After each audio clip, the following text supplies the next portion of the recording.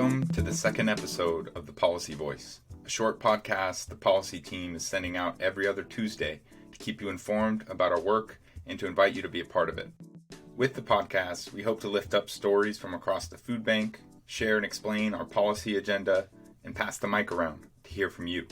For this second episode, I talked with Sofia Villagomez, ACCFB's own Nutrition and Wellness Program Supervisor, about her passion for nutrition, tenure as a high school wrestler, and what eliminating the root causes of hunger means to her. All right, let's get into it. So Sofia, where does your passion for nutrition come from, and what does that word mean to you? Growing up in this big, Mexican family, food and love were so intertwined. Before you even got to a party, everything that was planned was around food, who was bringing what, and when we were going to eat, and what we were going to eat. And then you arrive, and it's, are you hungry? Have you eaten yet? Once you're eating, it's, did you get enough? Do you want more? Before you leave, here, I packed you a plate. So they were so intertwined. It wasn't just, literally feeding your physical body, it was maintaining relationships, right? So there was power expressed in who was serving meals, who was cooking, who was eating first, where you were eating around the table. So it was so tied to what my daily life experience was, even beyond the instinctual understanding of I have to eat. I was introduced to food, nutrition, and health through the fact that so much of the healing, sick healing that I received growing up, was grown in the garden and cooked in the kitchen. I have an uncle in Mexico who's a doctor, but my abuela, my mom, they cook their own medicines. They make their own diagnoses, they cook their own medicines. So it was onions on your chest, so even things you didn't eat. There was onions on your chest for chest congestion. There was oils on your hands and feet. There was honey for a sore throat. There was special soups made out of the liquid that beans were soaked in because the water, would get all these extra nutrients. And then even the magical things, making rose water for things like funerals, doing these things always in the kitchen to signify, in the case of things like rose water for funerals, this very symbolic, religious, spiritual connection. It was an understanding that you can grow and heal yourself through food. And I just thought that was amazing. And then my top 5 facts about me is I was a wrestler in high school.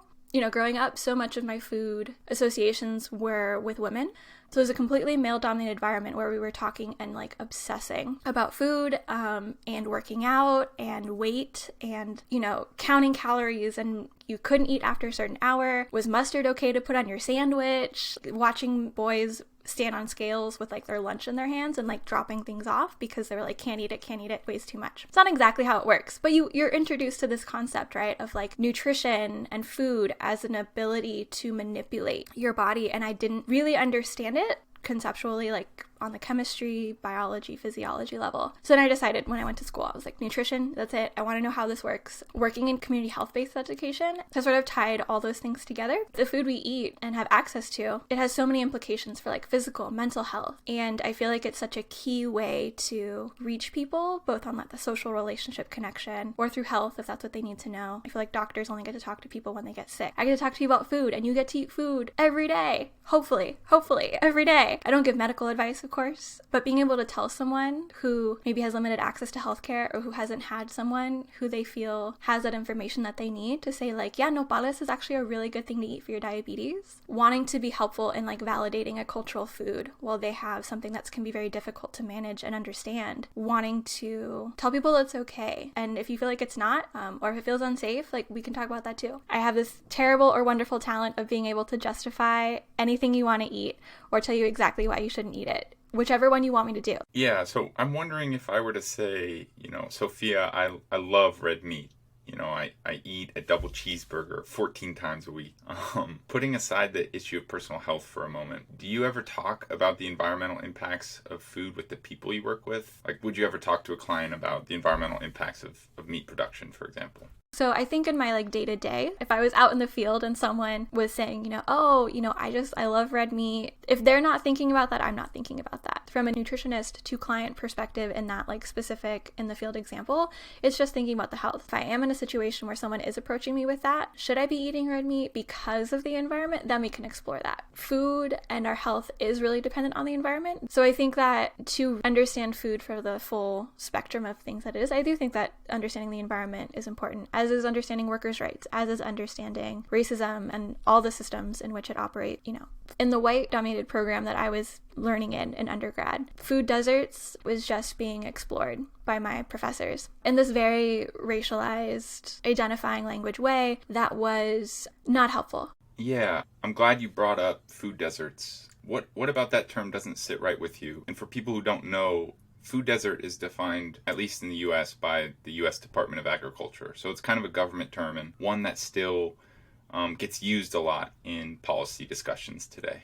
Because deserts are naturally occurring, like you can't change a desert. And with a food desert, it carries that same implication, right? Of these things just happen, of people appear in these environments that just don't have food. And, food is not the only thing absent in that environment. Access to care, access to resources, access to education, access to understanding how your body works, so many things. Initially, it creates this idea of like, we don't understand why there's no food. Right. So why is there no food then? Or I guess to put it in ACCFB language, what are the root causes of hunger and how do you think we are supposed to go about uprooting them? For me, eliminating the root cause of hunger, it can't be a passive effort because it wasn't a passive creation. Hunger didn't happen by accident. It will not be undone by accident. I've been talking about how food is like beautiful and so important to almost every culture across this planet and health of every person, but it can also be a major way to leverage power and control. And the way that food can be leveraged for power and control is by actively creating hunger. When we think of the origins of American food culture, like it's framed mythically that like the first meal to ever happen in what would become the United States was the first Thanksgiving, right? And that was pilgrims, not immigrants, never framed as immigrants, pilgrims, being helped by native peoples who, really just taught them how to grow food and to survive, and it was peaceful. And then we look actually at the history of Native people's genocide in this country, and a lot of it does have to do with food. So it's eliminating native foods entirely, so like burning crops or introducing invasive species that destroy those crops all on their own.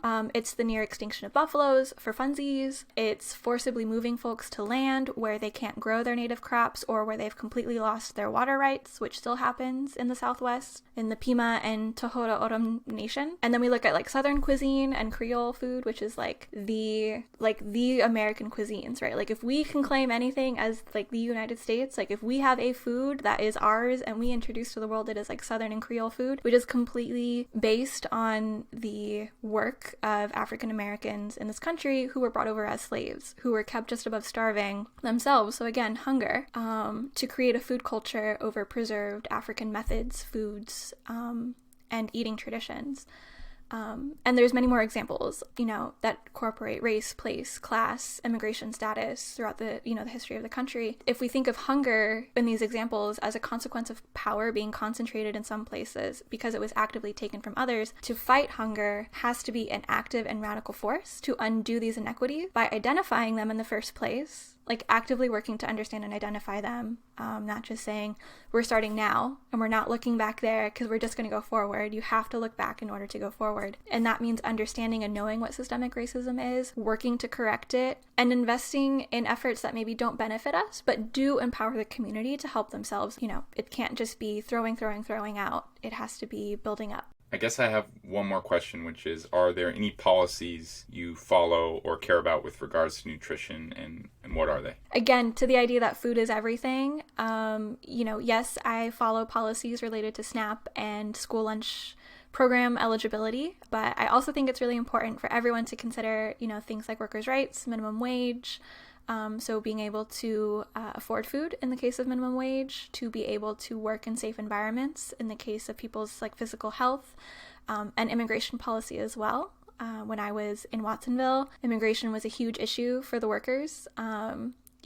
We were in Driscoll's like hometown, and it was a really weird monster cycle to see that Driscoll's was donating strawberries to us to give back to clients who picked strawberries. And it's this very complicated, and the longer you think about it, the less sense it makes and the angrier you get cycle. Every section, every step of the food process that we often take for granted by just grocery shopping is touched by immigrant labor, and is based on the work of immigrant bodies. And so another important part of understanding food is to understand like where it comes from, and advocating for, the fair wages, fair working practices, safety measures, all of that gets tied into food as well. So policies, abound. Thank you so much, Sophia. It's been such a pleasure to have you on the show, and I hope you will be back sooner than later. Thanks so much, Henry. This was so much fun.